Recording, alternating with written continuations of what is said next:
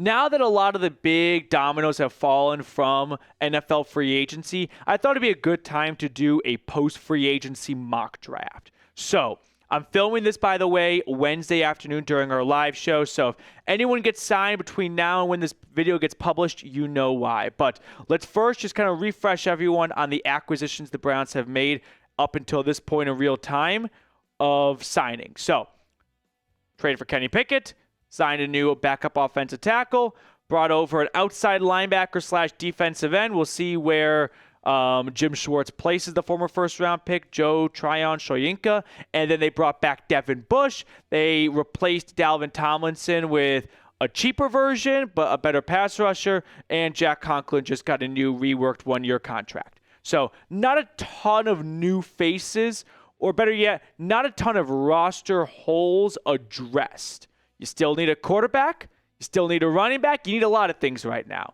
Now, before we start the mock draft, I just want to get one rule out there. The way I do my mock drafts is I do not do them based on what I would do. I'm not the GM. I don't think that's very valuable to you, and I don't think it's a good use of your time. I like to do my mock drafts based on what I think the Browns are going to do. And those are two very different things, and I think that people often mix them. So that's the way I like to do my mock drafts. What is Andrew Berry going to do? And I like to figure that out by looking at previous drafts from him, tendencies, things like that. So without further ado, let's get started. With the second overall pick in the draft, I went with, and I really struggled with this one, Abdul Carter. Again, this is not a, what would I do? This is a prediction. And it's not one that I'm going to stick my neck out for, but I just can't seem to shake the fact that Carter is an incredible prospect. The Browns under Andrew Berry have always liked getting best player available. And no one has Shedeur Sanders as the second overall player in this draft. Quarterback need can help a player jump up earlier in the draft, but I still feel that with how good of a prospect Carter is, the Browns are going to come to the conclusion of, while we do need a quarterback, this is too good of a prospect to pass on for a quarterback that's got too many questions. Because I think Cam Ward will go first overall to the Titans, and this is going to be the $1 million question. And I like Carter a lot. He only has really 1 year of being a true edge rusher. I don't think that's through any fault of his own. A couple of guys you might have heard of were in front of him on the depth chart in Happy Valley. Chop Robinson, first-round pick by the Dolphins last year. Just Isaac, a day 2 pick. So Carter finally gets his opportunity, and look what he does. He puts up 12 sacks and 66 pressures and so much more. But we have to acknowledge that the Browns need a quarterback, and there's been so much out there that they're going to take a quarterback. I mean, I remember when Matthew Berry, who I think does a great write-up after the Combine, said this: the one team I heard that did like Sanders was Cleveland. They like Ward as well, but they would be good with either. So despite the Browns being the current DraftKings betting favorite to draft Travis Hunter, everything I heard was that Cleveland is going QB, and they are good with either guy. It does feel like it could go either way between Abdul Carter and Shedeur Sanders.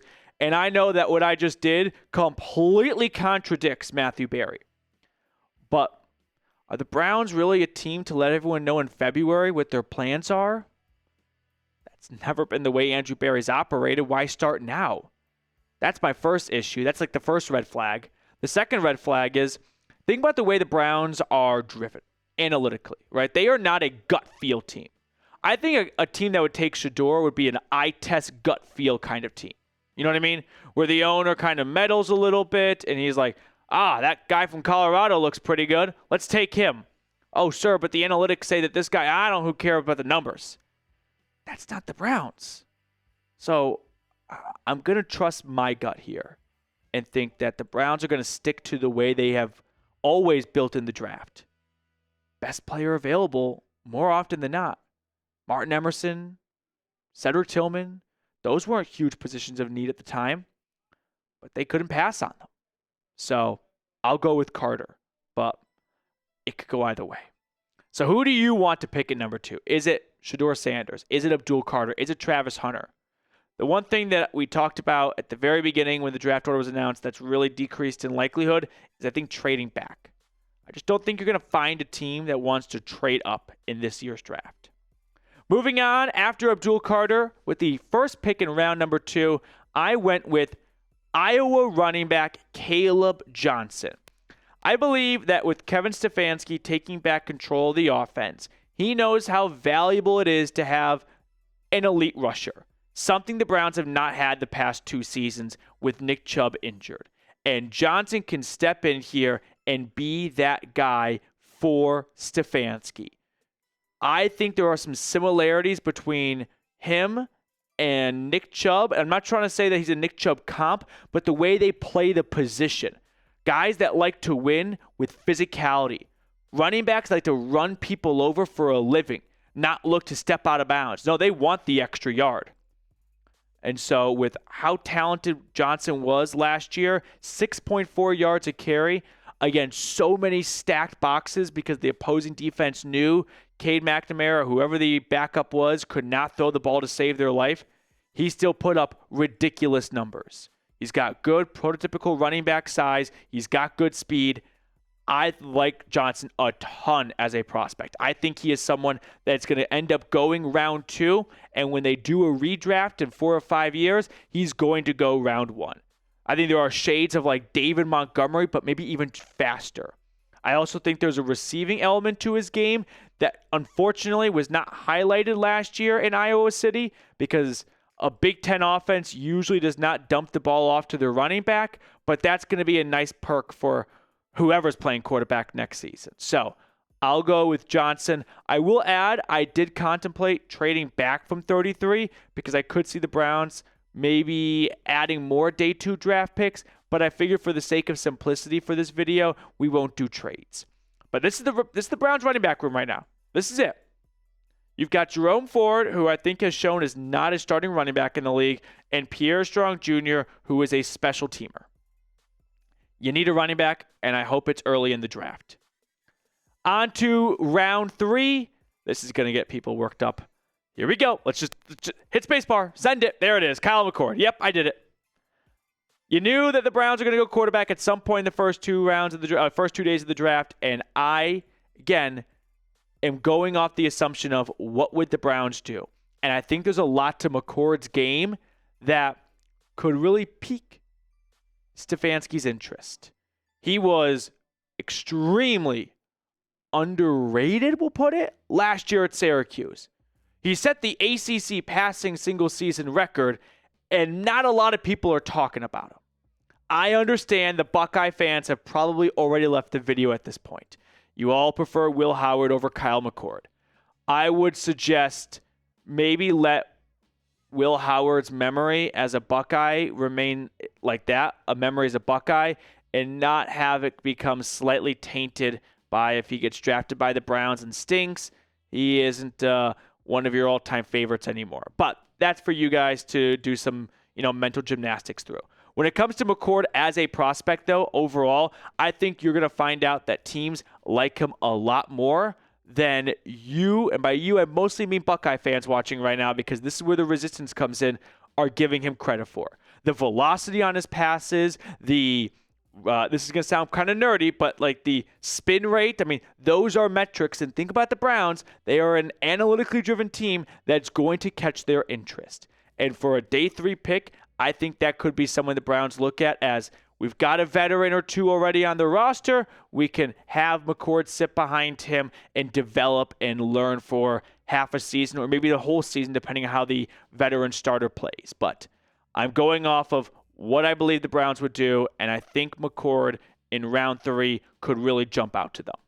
They've got one more third-round pick via the Buffalo Bills, and with that third-round pick, I'm going to go with Terrance Ferguson, tight end out of Oregon. The Browns' offense last year stunk out loud, so no surprise, 3 out of my first 4 picks are on offense. But Ferguson, I think, could be a sneaky pick for Cleveland because he's a great receiving tight end. He's not very good in run blocking, and that's going to be something the Browns have to work on, but that's usually the case for most tight ends going from college to the NFL. But with the way Ferguson played that receiver spot for the Ducks last year and for a handful of seasons, I could see Cleveland coming to the conclusion of, you know what, we kind of need to reset a little bit at tight end because David Njoku is getting older and we're starting to have some injuries at that position with him recently. Plus, there's not a lot of depth or anything growing at that spot. And a guy who had 600 yards and 3 touchdowns last year and set a couple of Oregon tight end records and came up just shy of having the tight end record for receptions, touchdowns, and yards in Ducks history. For late round 3, yeah, it's a great tight end class. The Browns need some tight end depth. 1 + 1 = 2 here. And right now, Blake Whiteheart is your tight end 2. So that kind of summarizes why I think tight end could be a good selection at the end of round 3. You could knock this back to round 4 as well if you wanted to. So let's round out my 5th pick here, and it is going to be Texas safety DB do-it-all man Andrew Mukuba. Early pick in round 4, he played all over Texas's defense, and he was a bright spot for the Longhorns. He came up with the game-sealing interception against Arizona State in the college football playoff. But there were some concerns about his tackling abilities, and he put those concerns to rest.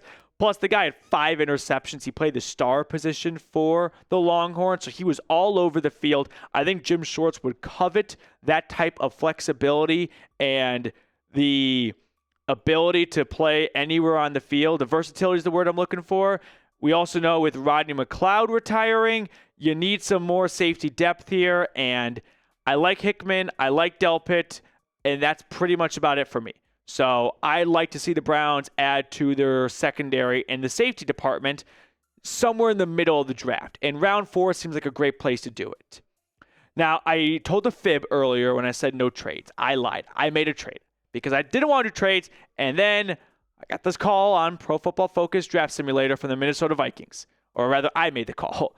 And it's jumping up into early round 5 because the Browns do not have a 5th round pick and giving up 2 of their many 6th-rounders and a future 7th. So 3 day 3 picks for a 5th rounder. And after jumping up into round 5, I said I was going to go with the second quarterback in my other video. Here it is. It is Louisville quarterback Tyler Shough. So let's get to know one of the biggest risers in the pre-draft process. He's got a really interesting story. Let's just kind of get to know him first a little bit. For one, great size, 6'5", 220 pounds. That is above average NFL quarterback size. Now, he played a ton of college football. Started off at Oregon. He was Justin Herbert's backup. Let that sink in. He was in the same recruiting class as Trevor Lawrence and Justin Fields. That's how old he is. Then he goes to Texas Tech. At Texas Tech, he suffered very serious injuries that caused him to miss a lot of time all 3 years. When he was healthy, he started every game, but he suffered broken legs, shoulder injuries. He missed a substantial amount of time in his 3 years in Lubbock. So then he goes to Louisville for his 7th year because of a COVID year and medical redshirt. I don't know how these guys get to play college football nearly into their 30s. But there's 25-year-old Tyler Shough slinging it for the Cardinals. And there are some pros to his game that teams are really starting to pick up on. Now, one of them is the guy's arm talent. It's under the radar, to put it lightly. When you watch his highlights, and I actually want to take a moment here to talk about that for a second. You can fall in love with any quarterback or any prospect if you watch their highlight reel. You want to know why? It's a highlight reel. It's supposed to highlight the best parts of their game.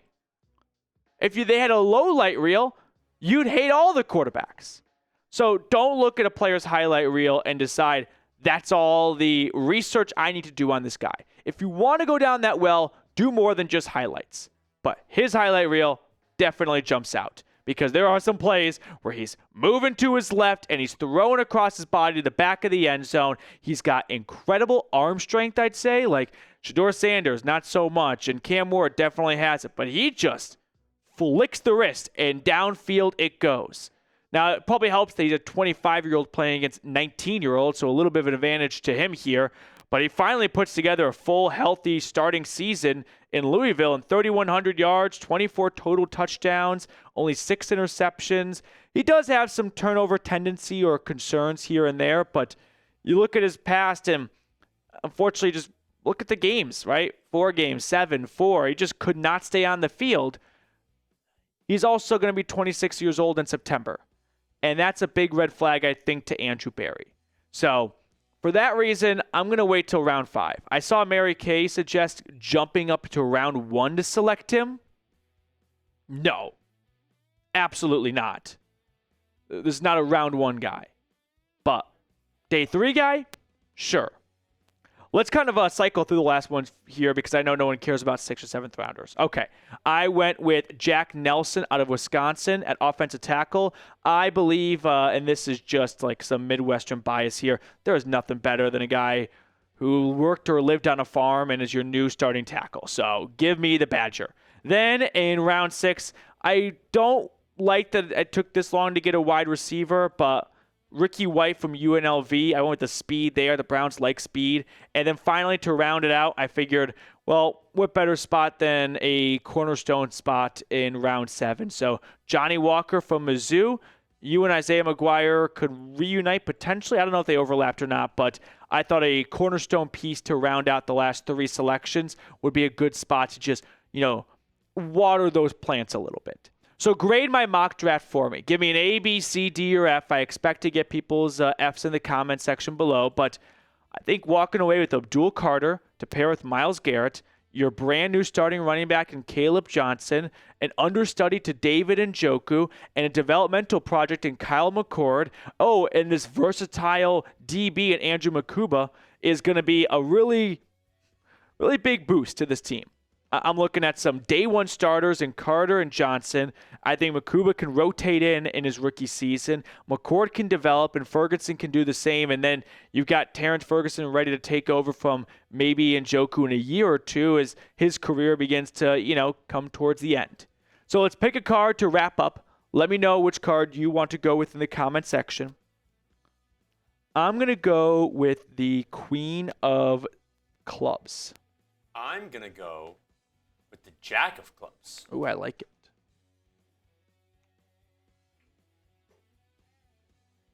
Here we go. 2 of Clubs. 2 of Clubs. Anyone get it right? I don't think so.